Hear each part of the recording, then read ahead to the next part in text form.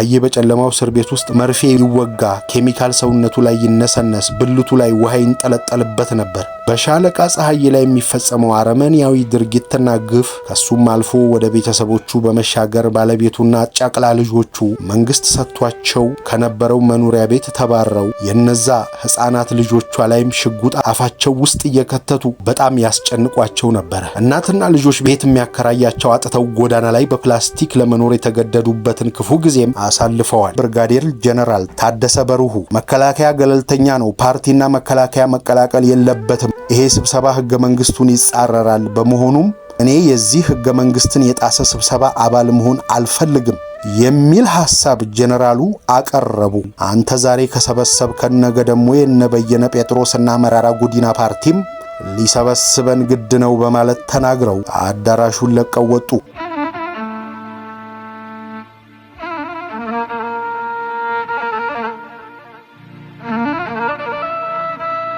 ጤና ይስጥልን። ሀብል ተረክ ቤት ጋዜጠኛ አርያ ተስፋ ማርያም ከህወሓት ጓዳ በተሰኘው መጽሐፉ ያጋራንን ጽሑፍ እንዲህ አቅርበነዋል። ይህንን ቪዲዮ እየተከታተላችሁ ያላችሁ ቤተሰቦች ቻናሉን ሰብስክራይብ በማድረግ እንድታበረቱን ስንል በአክብሮትና በፍቅር እየጠየቅን ነው። ስለምታደርጉልን ሁሉ ከወዲሁ እናመሰግናለን።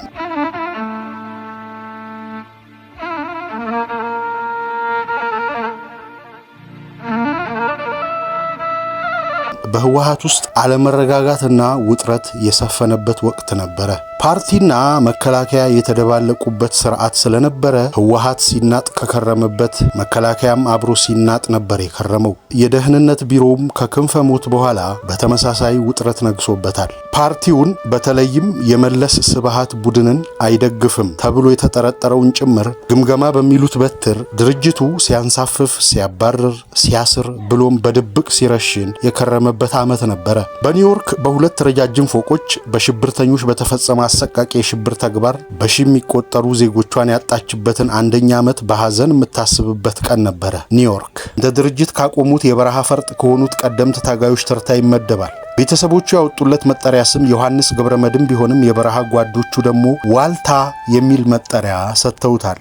ዮሐንስ ገብረመድህን የህወሓት ኢህአዴግ ቁልፍ ሰውና የደህንነት ተቋሙ ዋና ኃላፊ የነበረው የክንፈ ገብረመድህን ታላቅ ወንድም ነው። ዋልታ ከልጅነቱ አንስቶ ስፖርት የሚያዘወትር በተለይም ከቴኳንዶ ጥበብ ጋር ፍቅር የወደቀ ሰው ነበረ። የአዲስ አበባ ዩኒቨርሲቲ ተማሪ የሆኑ የያ ትውልድ አካል ነን ባይ የትግራይ ወጣቶች ህወሓትን ከመመስረት በዘለለ የትጥቅ ትግል ለማድረግ ደደቢት ላይ ሲገቡ ዋልታም አብሮ ለትግል ደደቢት ላይ ከትሞ ለታጋዮች የወታደራዊና አካላዊ ብቃት ስልጠና መስጠት ጀመረ።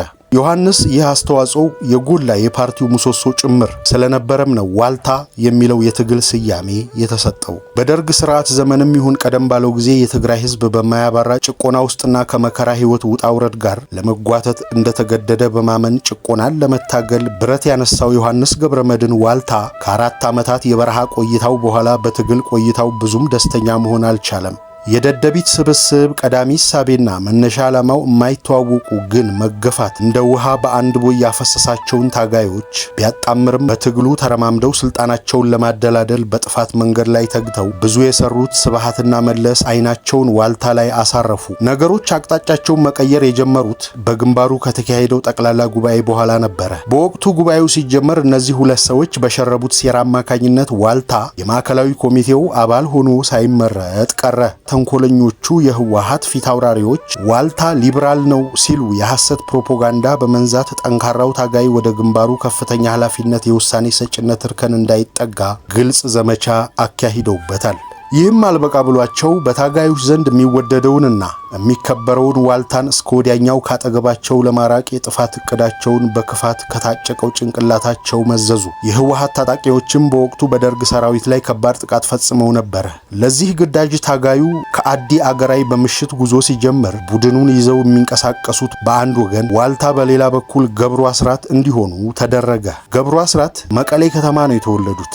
የአንደኛና የሁለተኛ ደረጃ ትምህርታቸውን በትውልድ ከተማቸው በሚገኘው አጼ ዮሐንስ ትምህርት ቤት ተከታትለዋል።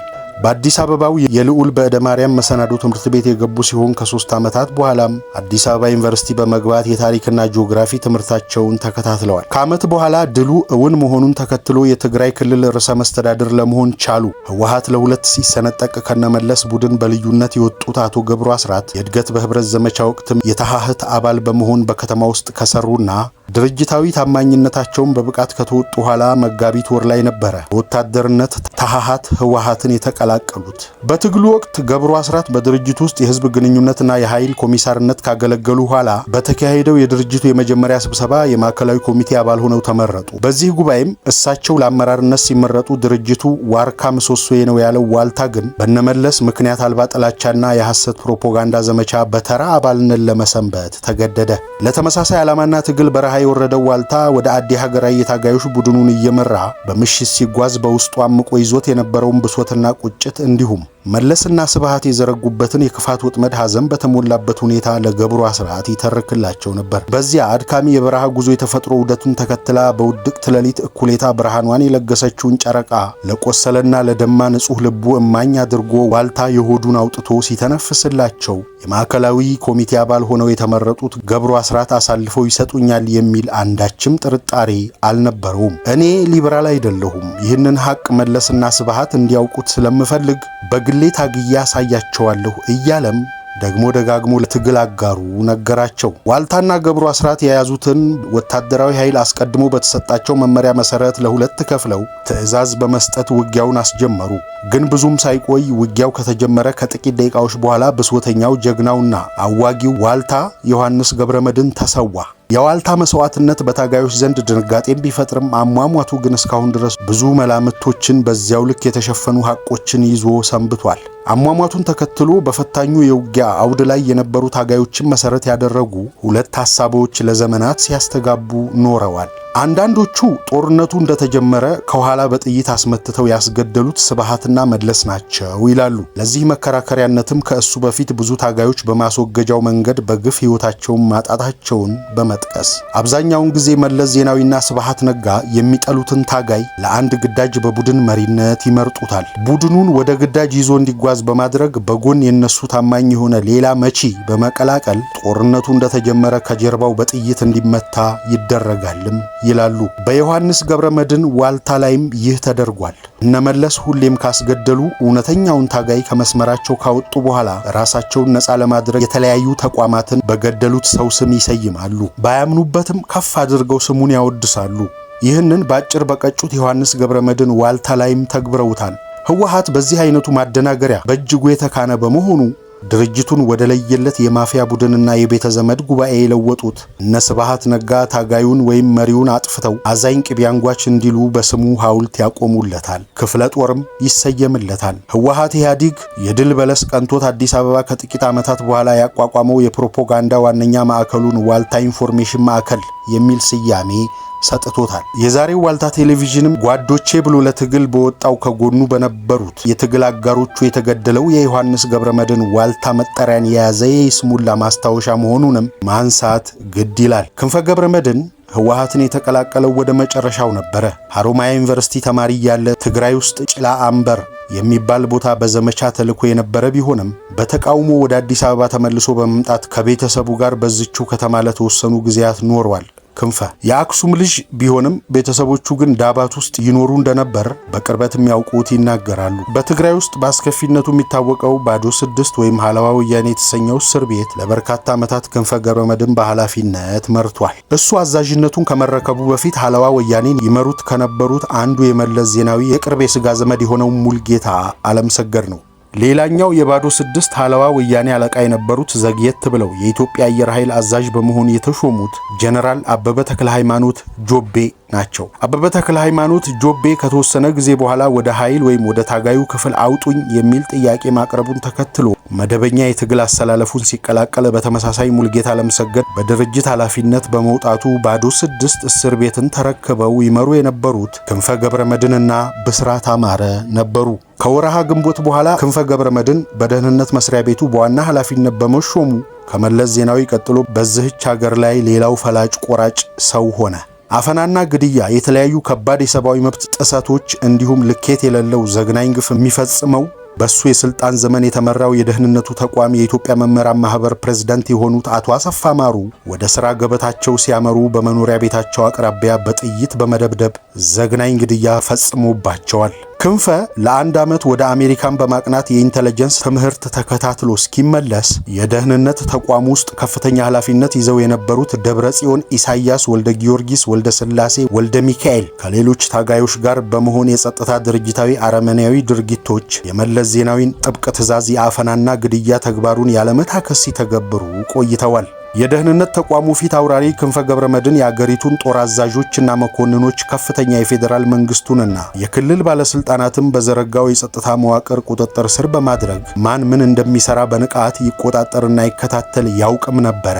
በአንጻሩ ክንፈ ገብረመድህን የሚባል የደህንነት ሹም መኖሩን እንጂ ይህ የማይጨበጥ የዘውትር አዳኛቸው ክንፈ ምን አይነት ሰው እንደሆነ አብዛኛዎቹ አያውቁትም። ከህወሓት ባለስልጣናት ውጪ ነበረ ክንፈ ገብረመድህን በትጥቅ ትግል በረሃብ በነበረበት ወቅት የትግራይ ተወላጅ የሆኑ እህትማማቾች ወደ ሱዳን ሲሰደዱ ፍሬወይኒ የተሰኘችውን አንደኛዋን ልጅ አስቀርቷት ልጅ ቢያስወልዳትም ፍሬወይኒ ሕፃኑ 1 ዓመት ሲሞላው ልጁን ጥላ በሱዳን በኩል ተሰደደች ተባለ። ፍሬወይኒ ግን ሱዳን ሳትደርስ መንገድ ላይ ሳትገደል አትቀርም የሚሉ ታጋዮችም አሉ።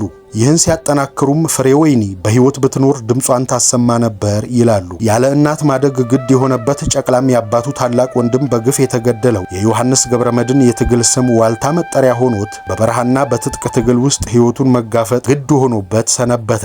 አዲስ አበባ ከገባ በኋላም ልጁ በትምህርት ቤት የሚጠራበት ስም በረከት ክንፈ ተባለ። ትንሹ ዋልታን ወላጅ እናቱ ጥላው ከሄደች ከ1 ዓመት በኋላ ያሳደገችው የመለስ ዜናዊ ባለቤት ወይዘሮ አዜብ መስፍን ናት።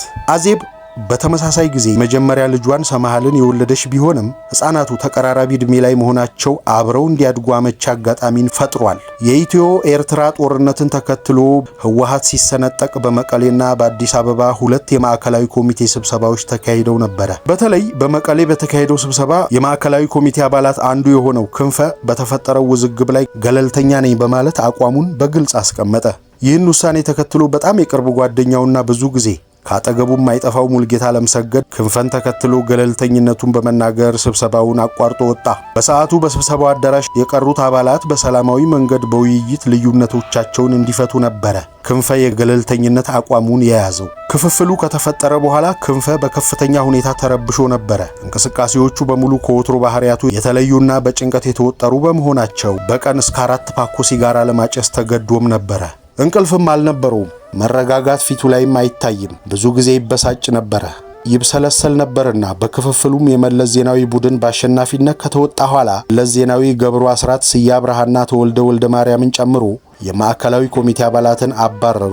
ይህንንም እውን ለማድረግ በይፋ የፓርቲውን ህገ ደንብ ጣሱ። በህወሓት ህገ ደንብ መሰረት አንድ የማዕከላዊ ኮሚቴ አባልን ለማባረር 2/3 ድምጽ ግድ ነው ይላል። በዚህ መሰረት አንድን አመራር አባል ከፓርቲው ለማሰናበት ከ30ዎቹ የማዕከላዊ ኮሚቴ አባላት የ20ዎቹ ድምጽ ወይም ድጋፍ አስፈላጊ መሆኑን ህጉ ቢደነግግም ለድምጽ በ2 ሰው ልዩነት አሸናፊ ሆነው የወጡት ገብሩ አስራትን በዚህ ህገወጥ መንገድ ከህወሓት ማዕከላዊ ኮሚቴ አባልነት አባረሯቸው። መለስ ዜናዊን በሐሳብ የሞገታቸው እነ ገብሩ አስራት፣ አረጋሽ አዳነ፣ ተወልደ፣ አባይ ፀሐዬ በኋላ በይቅርታ የመለስን ቡድን ተቀላቅለዋል። ስዬ አብርሃ፣ አዋሎም ወልዱ፣ ገብረ መስቀል ኃይሉን ጨምሮ 13 ሰዎች መቀሌ ላይ በተካሄደው ስብሰባ ከመባረራቸው አስቀድሞ እነዚህ ሰዎች በስብሰባው ላይ በሐሳብና በድምጽ ብልጫ የሚያሸንፉ ከሆነ እርምጃ እንዲወሰድባቸው ትዕዛዝ ተሰጥቶት ነበረ። ይህንን ጭካኔ የተሞላበት አስደንጋጭ ውሳኔ የደህንነት ሹሙ ክንፈ ገብረመድህን ያውቀው ነበር ወይ የሚለው እርግጠኛ መሆን አይቻልም። ነገር ግን ይህንን ግድያ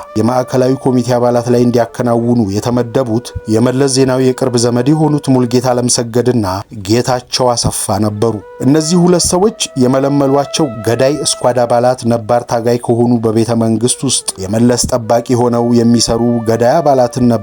ታጋዮቹ ለብቻቸው አንድ ክፍል ተለይቶላቸው በቤተ መንግስት ከሚገኙ በሺ የሚቆጠሩ ጠባቂዎች ጋር እንዳይገናኙ በማድረግ ምግብና አስፈላጊው ነገር እየገባላቸው ለግድያ ዝግጁ እንዲሆኑ በከፍተኛ ጥንቃቄና በሚስጥር ሲያዘገጃጇቸው እንደነበረ መረጃዎች ጠቁመዋል። በአመራሮቹ ላይ የደገሱትን የግድያ ወጥመድ ለምን እንደተዉት ባይታወቅም ነገር ግን የስልጣን መንበራቸውን በህገወጥ መንገድ በአቋራጭ አሸናፊ ሆነው የወጡት አቶ መለስ ዜናዊ ወዲያውኑ አቶ ክንፈን በመጥራት በነ በእነዚህ ሰዎች ላይ የሙስና መረጃ ፈልግልኝ የሚል ትዕዛዝም ሰጥተው ነበረ።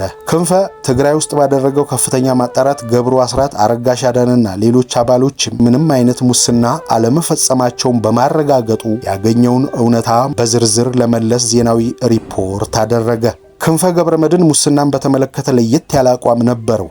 ይሄ ነገር ሁላችንንም ያነካካል፣ አንዱ ተይዞ ሌላው አይቀርም፣ የኢትዮጵያን ሕዝብም ይቅርታን ጠይቅ፣ አንዱን አስሮ ሌላውን መተው ሙስናን መከላከል አይደለም በሚል ከመለስ ዜናዊ ጋርም በጉዳዩ ላይ በስፋት ተነጋግሮ ነበረ።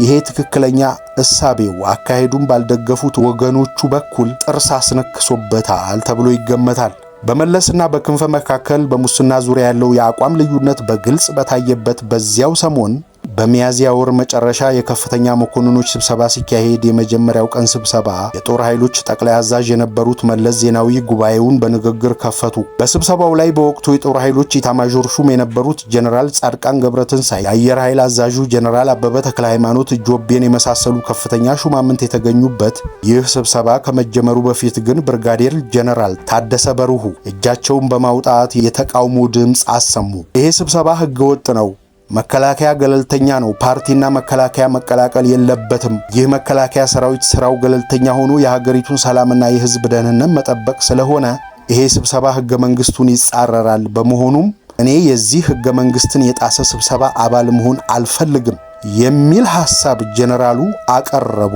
ወዲያው አቶ መለስ ዜናዊም የህወሓትን ክፍፍል ከጋዜጣ ላይ ከምታነቡ እኔው ልንገራችሁ ብዬ ነው በማለት የጀነራሉን ሐሳብ ሸፋፍነው ለማለፍ የሞከሩበትን ምላሽ ቢሰጡም ብርጋዴር ጀነራል ታደሰ በርሁ ጋውና ቆፍጠን ባለ አቋማቸው ጸንተው ከጋዜጣ ብንሰማው ይሻላል፣ አንተ ዛሬ ከሰበሰብከን ነገ ደግሞ የነበየነ ጴጥሮስና መራራ ጉዲና ፓርቲም ሊሰበስበን ግድ ነው በማለት ተናግረው አዳራሹን ለቀው ወጡ። ሕግን ተንተርሰው ሐቁን የመሰከሩት ብርጋዴር ጀነራል ታደሰ በርሁን መለስን በመድፈር ጉባኤውን በመናቅ በማለት እንዲታሰሩ የሚገፋፉ ዘመቻዎች ተካሄደባቸው። እንዲህ ባለ ግለት ስብሰባው ለቀናት ከቀጠለ ኋላ አዲስ አበባ መገናኛ አካባቢ የሚገኝ አንድ ፎቅ ቤት በመልክ ፈጽሞ የማይታወቀው የደህንነት ሹሙ ክንፈ ገብረመድህን ፎቶ ተባስቶ ከህወሓት ጓዳ ኢትዮጵ ጋዜጣን ጨምሮ በወቅቱ ለነበሩ በርካታ የነጻው ፕሬስ ጋዜጦች ሲቪል የለበሱና ራሳቸውን በፖሊስ አባልነት የገለጹ ግለሰቦች ይሄው ሰውዬ በወንጀል ስለሚፈለግ ካያችሁ ተጠቁሙን በማለት ያባዙትን ፎቶግራፍ ሰጡ። ለተከታታይ ቀናት በዘለቀው የመኮንኖች ስብሰባ ላይ ጀነራል ባጫ ደበሌ አንድ ሐሳብ አነሱ። ከኦሮሚያ ክልል በሚዘረፍ ሀብት ባዶ እግሩን ይሄድ የነበረው የትግራይ ገበሬ አሁን በጫማ መሄድ ጀመረ ሲሉም ተደመጡ። በወቅቱ የመከላከያ ሚኒስቴር የመረጃ ኃላፊ የነበረው ኮሎኔል ጎልያድና ሌሎች የህወሓት ነባር ታጋዮች አጸፋዊ ምላሽ በመስጠት የስብሰባ አዳራሹን ጡዘት ጨመሩት። በዚያው ስብሰባ ላይ ተሳታፊ የነበረው ሻለቃ ፀሐዬ ዲሞክራሲ የለም፣ ኤፈርት የተባለው ተቋም በትግራይ ህዝብ ስም ይነግዳል እንጂ ለትግራይ ህዝብ ምንም ጠብ አላረገለትም፣ በመሆኑም በእነዚህ የኤፈርት ድርጅቶች ላይ እርምጃ ሊወሰድባቸው ይገባል የሚል የሰላ ትችት በህወሓት ላይ ሰነዘረ። ነገሮች በከፍተኛ ሁኔታ የተካረሩት ነጭ ነጯን የሚሉ ታጋዮች የልባቸውን የተነፈሱበት ጉባኤ በቀጣዩ ቅዳሜ ቀን ስብሰባው ሲካሄድ በነበረበት የመኮንኖች ክበብ ግቢ ውስጥ ወሳኙ የደህንነት ሹም አይነኬና የማይደፈር የሚመስለው ክንፈ ገብረመድህን በጥይት ተመትቶ ተገደለ። በወቅቱ ገዳይ ተብሎ የተያዘው በኢፈርት የሀብት ክምችትና ምዝበራ ላይ የትግራይን ህዝብ ጥያቄ በድፍረት ያቀረበው ሻለቃ ፀሐዬ ነበረ።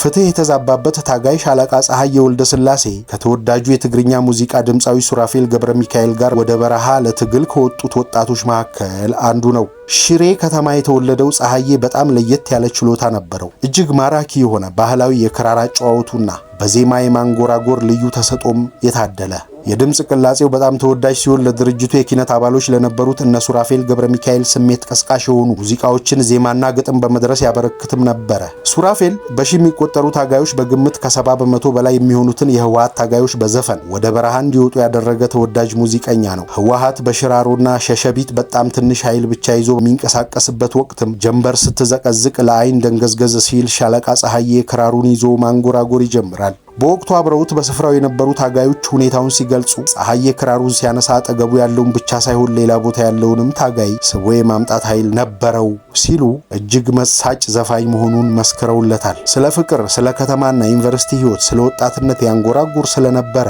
በተለይ ከዩኒቨርሲቲ ትምህርታቸውን አቋርጠው ወደ ትግል የገቡና በአመራር ደረጃ ያሉ አንዳንዶች ታጋዮች ፊታቸውን አዙረው ያለቅሱ ነበረ ይላሉ።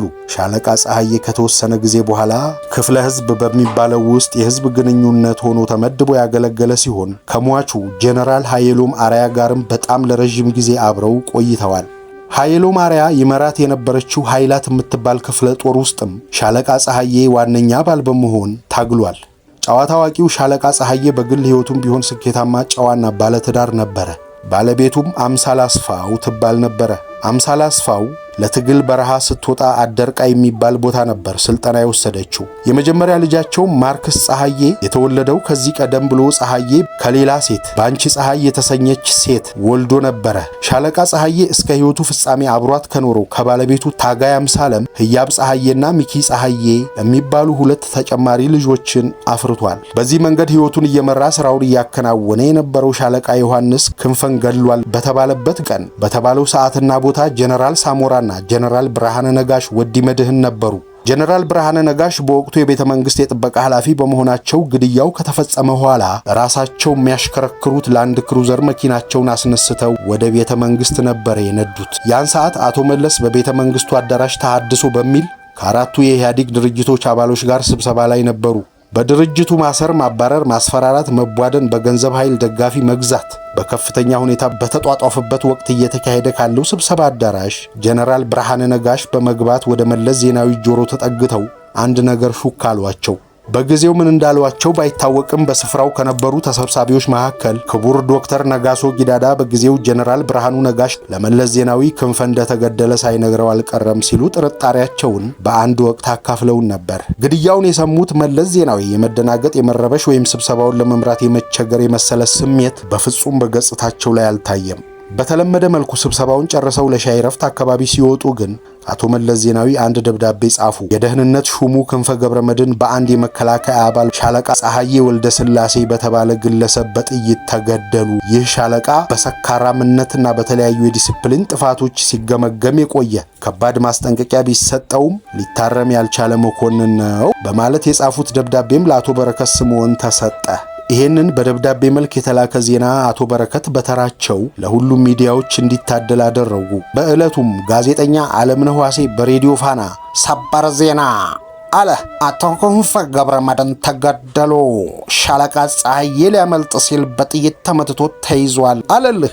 ተደመጠ። ማታ ሰዓት ላይ ደግሞ ዜናው እንዲስተባበል ተደረገ። ይህ ዜና ለመንግስት ሚዲያዎች ሲታደል ከቀናት በፊት ሲቪል የለበሱ ፖሊሶች በየጋዜጣው ቢሮ እየዞሩ ያደሉት የክንፈ ገብረመድህን ፎቶም ቴሌቪዥን ላይ ቀረበ። ሻለቃ ፀሐዬ በዕለቱ በገዳይነት በመኮንኖች ግቢ ውስጥ እንዲያዝ ከተደረገ ኋላ ወደ ቤተ መንግስት ተወስዶ በቤተ መንግስቱ ምድር ቤት የሚገኝ ጨለማ እስር ቤት ውስጥ ያስገቡት ወታደሮች በጭካኔ ሁለቱንም እጆቹን ክንዱ ላይ ጠምዝዘው ሰባብረዋቸው ከዚያች ቅጽበት በኋላ ፀሐዬ የት እንደቆየ ሳይታወቅ ነበረ። ክንፈ ከተገደለ በአንድ ዓመቱ የህወሓት ጉባኤ መቀሌ ሲካሄድ ከተሳታፊ አባላት መካከል ጥያቄ አንዱ ክንፈን ማን ገደለው? ገዳዩስ የት አለ? የሚለው በተደጋጋሚ በአዳራሹ ውስጥ ተስተጋባ። ላለፉት ወራት ሻለቃ ፀሐዬ ፍርድ ቤት እንዳልቀረበ ለአባላቱ ያረጋገጡት መለስ ዜናዊ የክንፈ ገዳይ በቅርቡ ፍርድ ቤት ይቀርባል ሲሉ ተደመጡ። ንግግራቸውን ሲቋጩም ክንፈን አንጃው እንዳስገደለው መረጃ አለኝ፣ ግን ማስረጃ የለኝም በማለት የክንፈን አሟሟት ከህወሓት በተባረሩት እነ ተወልደና ገብሩ አስራት ላይ ለመለደፍ ሞከሩ። ለአንድ ዓመት ያህል በግፍ እየተሰቃየ በእስር ቤት የሰነበተው ሻለቃ ፀሐዬ ገና በረሃ ያሉ ማሌሊት ሲመሰረት ጥቁር እባብ ታየኝ የሚል ጽሑፍ በእጁ የጻፈ ከመሆኑ ባሻገር የመለስና የስብሃት አካሄድ እንዳልጣመው ደጋግሞ ይገልጽ የነበረው ሻለቃ ፀሐዬ ታጅቦ ፍርድ ቤት መመላለስ የጀመረው ቆፍጣና ወታደር ሻለቃ ፀሐዬ አንገቱ ወደ ጎን ዘምሞ ሰቅጣጭ በሆነ መልኩ የተሰበሩት ሁለት እጆቹ ላዩ ላይ ታጥፈው ተለጥፈው በዝግታ ሲራመድ ሲታይ ጤናው የተቃወሰ የአእምሮ ታማሚ ይመስል ነበር። ፀሐዬ በጨለማው እስር ቤት ውስጥ መርፌ ይወጋ፣ ኬሚካል ሰውነቱ ላይ ይነሰነስ፣ ብልቱ ላይ ውሃ ይንጠለጠልበት ነበር። ፍርድ ቤት ስትቀርብ እኔ ነኝ የገደልኩት እንድትል በሚል ክፉኛ አሰቃይተውታል። ይህንን ስቃይ በሱ ላይ ይፈጽሙ ከነበሩት መካከልም የወህኒ ቤቱ ኃላፊ የነበረና በረሃ ላይ ብዙ ታጋዮችን የገደለው የማነ ወልዱ የሀገር ውስጥ የደህንነት ኃላፊ የነበረው ወልደ ስላሴ ግንባር ቀደሞቹ ናቸው። በሻለቃ ፀሐዬ ላይ የሚፈጸመው አረመኔያዊ ድርጊትና ግፍ ከሱም አልፎ ወደ ቤተሰቦቹ በመሻገር ባለቤቱና ጨቅላ ልጆቹ መንግስት ሰጥቷቸው ከነበረው መኖሪያ ቤት ተባረው ይህም አልበቃ ብሎ ባለቤቱ አምሳለ ከስራ ተቀነሰች። አንድም ለነዚያ ህፃናት ልጆች የሚያዝን አልነበረም። የማንና ወልደ ስላሴ በተደጋጋሚ በውድቅት ሌሊት ወደ ቤቷ እየሄዱ አምሳለን ጸጉሯን እየጎተቱ ወስደው ይደበድቧት ያሰቃዩት ነበረ። የነዛ ህፃናት ልጆቿ ላይም ሽጉጥ አፋቸው ውስጥ እየከተቱ በጣም ያስጨንቋቸው ነበረ። እናትና ልጆች ቤት የሚያከራያቸው አጥተው ጎዳና ላይ በፕላስቲክ ለመኖር የተገደዱበትን ክፉ ጊዜም አሳልፈዋል። ከተወሰነ ቆይታ በኋላ ግን አንድ ክፍል ብቻ የቀበሌ ቤት ያለውን ልጅ አስጠግቷቸው ልጆቹ አግዳሚና ወለል ላይ የተኙ የህይወትን ፈተና ተጋፍጠዋል። ሻለቃ ፀሐዬ በባንክ የነበረችው ገንዘብ 3000 ብር ብቻ በመሆኗ የዚህ ጀግና መኮንን ቤተሰብ አባላትን ቀንጥሏቸው ኑሮን ለማሸነፍና ነፍሳቸውንም ለማቆየት እንጀራ እየሸጡ ለመኖር ተገደዋል። ይሄ ሁሉ ጣውረድ ያልበቃቸው የደህንነት ሹሞች የሻለቃ ፀሐዬን ባለቤትና አብረዋት የሚኖሩ 3 ልጆቿን አንቺን በአመን ምኔ በሽታ እነዚህን ልጆችሽን ደግሞ መርፌ ወግተን በኤድስ እንገላቸዋለን በማለት ለበርካታ ወራት ሲያስፈራሯቸው ሲያሸማቅቋቸው ኖረዋል። ዘግየት ብሎ ከነባሏ በሌብነት የታሰረችው እጇ ላይ በሚሊዮን የሚቆጠር የውጭ ሀገር ዶላርና ዩሮ የኢትዮጵያ ብር ኖቶች የቤት ካርታ የተገኘባት ኮሎኔል ሃይማኖት የተባለች በክፋት የምትታወቅ ሴት የጉምሩክ ኃላፊ የነበረው የገብረ ዋህድ ባለቤት ሽጉጥ እያወጣች እነዚያ ታዳጊ ህፃናትን ማስጨነቅ የዕለት ዕለት ተራ ስራዋ ነበር። የሻለቃ ፀሐዬና የአምሳሌ የመጀመሪያ ልጅ ማርክስ በስነልቦና ከመጠን በላይ በመጎዳቱና እናቱ ስሙን ቀይራ ጎንደር ሄዶ እንዲኖር ስታደርገው ቀሪዎቹ 2 ልጆቹ ህያብና ሚኪን ትግርኛ ተናጋሪ ሰዎችን ሲያዩ ሲሰሙ ለዓመታት ይደነግጡ ነበር። እናትና አባታቸው የትግራይ ተወላጆች ሆነው ትግራይ ላይ ጥላቻ እስኪያድርባቸው ድረስ ስቃይ ተፈጽሞባቸዋል።